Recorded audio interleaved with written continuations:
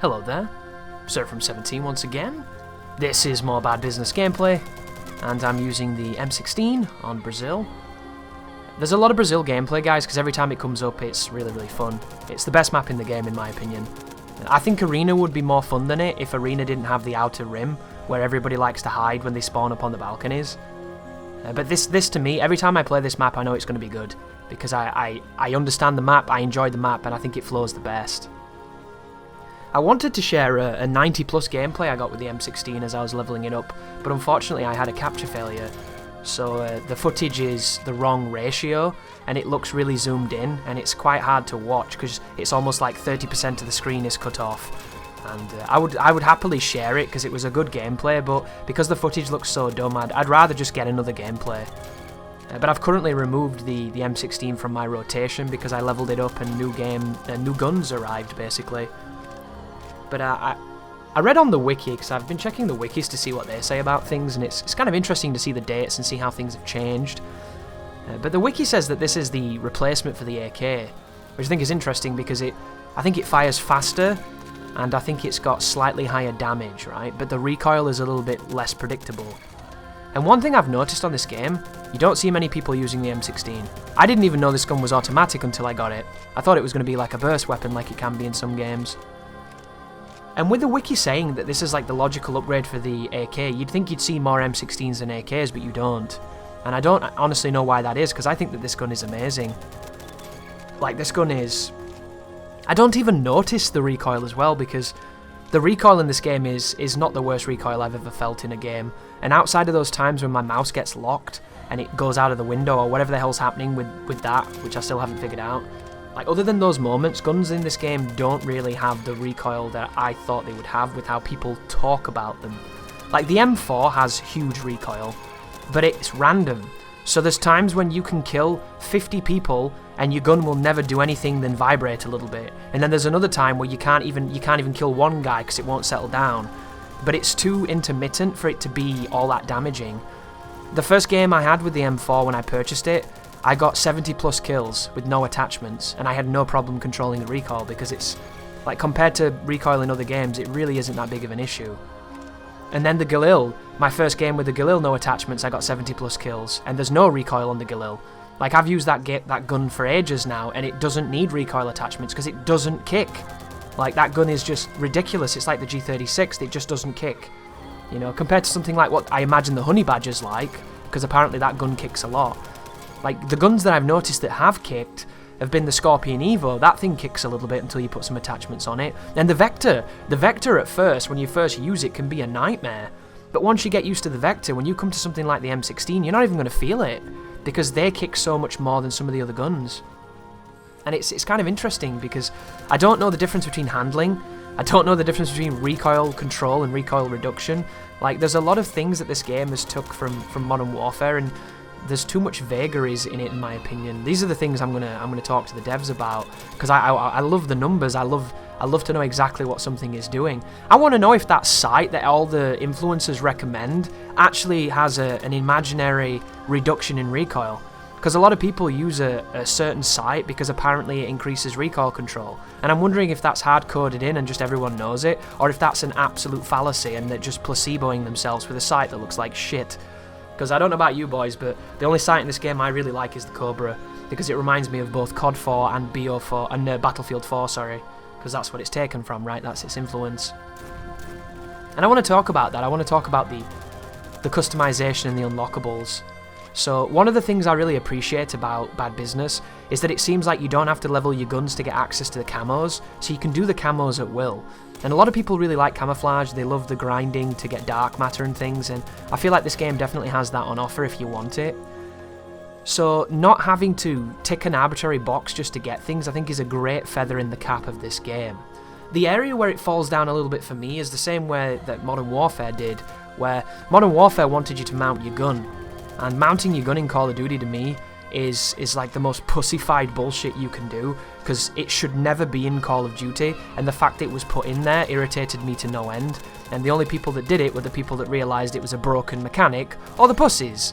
And I don't play first-person shooters to play like a pussy, I play first-person shooters to be very aggressive and to work on my gun skill, work on my aim. You know, I want to die in a gunfight. I don't want to die hiding 90 meters behind, you know, my own spawn, hiding behind a box mounted. Like, to me, that's just not the point. And of course, not everybody plays like me, nor should they. But I feel like when you make a challenge that is about playing in a very specific type of playstyle for someone to do, all you do is annoy them. That's all you do. And this game has it with crouching and proning kills.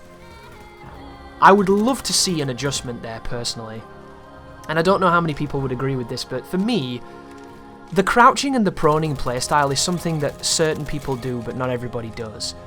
Proning in Bad Business is really strong because drop-shotting is almost instant, so you can get a lot of leverage out of it if your enemy can't aim. I don't do it because I don't want to work on advanced movement, I want to work on advanced aim. Sliding is interesting. I don't mind the sliding kills. I think they're quite interesting and quite flexible because it promotes aggressive movement, and I like that.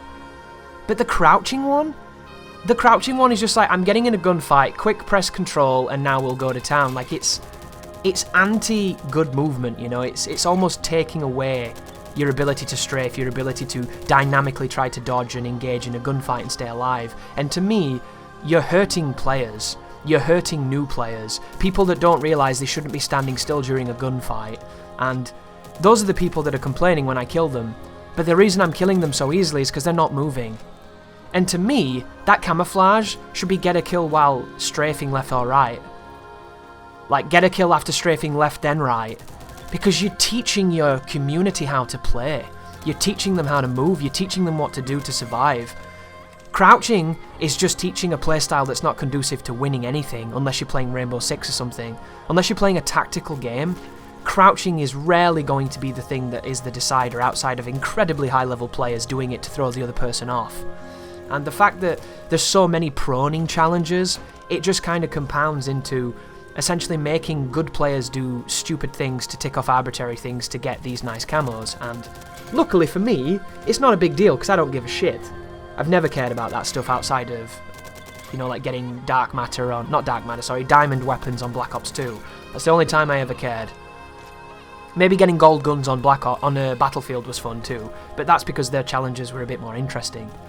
But I'm not saying remove these challenges because, of course, a challenge is meant to be something that pushes you outside of your comfort zone. It's meant to be something that forces you to play in a different way, and they do that. But I just feel like they're pushing people into something that's a bad habit that's going to hurt them in the long run. And I would love to see a mixture, because how many do you have to do? Is it 60, 65?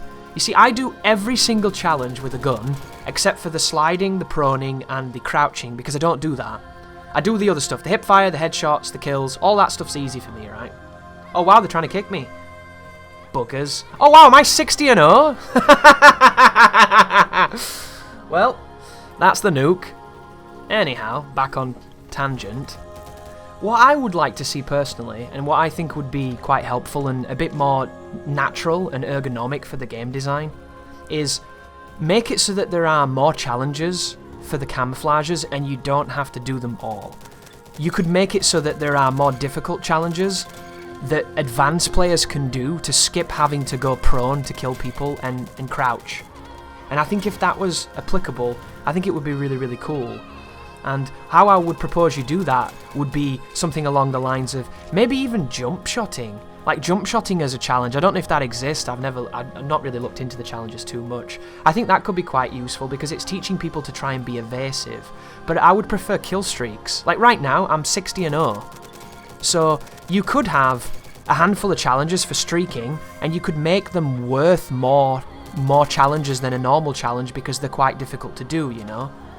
You could have a 3-kill streak, maybe get a 3-kill streak in a game 5 times, or across games 5 times. You could 5-kill streak, you know, 10-kill streak, 15-kill streak, 20-kill streak. You don't have to go 60 or something stupid, because then you're going to make it so that those players might never get those. But maybe those players could do the crouch challenge to compensate, and you could do a combination, as my capture right now has a bit of an issue, thanks OBS. It would be nice if there was something that a good player could do to stop the tedious challenges from being the ones that take so long. And I'm not asking them to completely remove their system or to say they're wrong and I'm right. That's not what this conversation is. It's just food for thought. Wow, get wrecked, dude. G36 can't beat that gun. It's too good.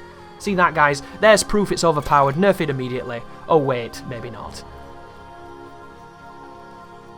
But it would be really, really cool to be able to work on those camos without having to do those areas that I just don't think are going to help anybody get anywhere. And I was going to talk about the attachments, but I've run out of time. There you go, guys. 74-1. They were not happy with me. I felt sorry for that enemy team, though, because they never really stood a chance, and we had them spawn trapped the whole time. It wasn't fair. And I did feel bad, guys. I don't always feel great. Like, I'm even putting in the chat right now. It wasn't a fair match. And as you can see, my words are getting butchered by the lag, because I'm on 100 ping, apparently. But kudos to all of them, they stuck in that match. Even though 4 or 5 of them thought I was cheating and tried to kick me, they stayed in there till the end, and that takes a lot of stones to do that. Most people just leave. But thank you for watching, and you take care now.